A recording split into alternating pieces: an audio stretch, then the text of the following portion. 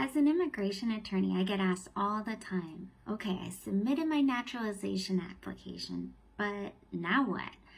So I wanted to talk to you today about a couple things that you can expect between the time of getting fingerprinted and you actually becoming a citizen.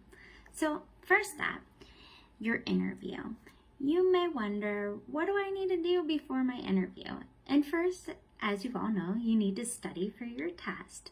But also, on the day of your interview, you want to make sure that you show up early because parking downtown is terrible. And secondly, when you go into the building, there are a couple things that you should know. First, they're going to be asking you for your appointment notice and for your ID. So you want to have both those things ready as soon as you walk in the door. Next, they're going to ask you all the COVID security questions and make sure that you don't have any weapons on your person when you walk in. You will then go through security, and where it's just like the airport. So you're going to take off your shoes, your belts. So you might want to think about that when you're thinking about what you're going to wear that day. After you make it through security, you're going to go up to the 4th floor and you will see somebody at the window who will check you in. So once again, they're going to want to see your appointment notice and your ID. So you're going to pass them over that information and they're going to go ahead and check you in, and then you're going to receive another notice. On that notice, they are going to ask you for your full name and whether or not you want to change your name again.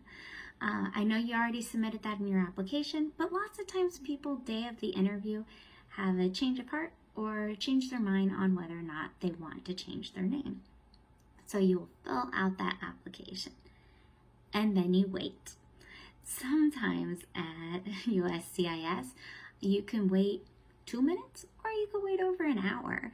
So be prepared with something to do while you wait. Then your officer is going to call you back into the room for your interview. At your interview, the first thing that's going to happen is they're going to ask you to stand there, raise your right hand, and swear under penalty of perjury that everything that you say is true and correct to the best of your knowledge. After that, every officer has the discretion on how they're going to run their interview. So some people may get their English exam first along with their civics exam, and other people will go through their applications first. It doesn't matter which way it happens, it's really just the preference of the officer that's working that day. At the end of your interview, there's a couple things that could happen.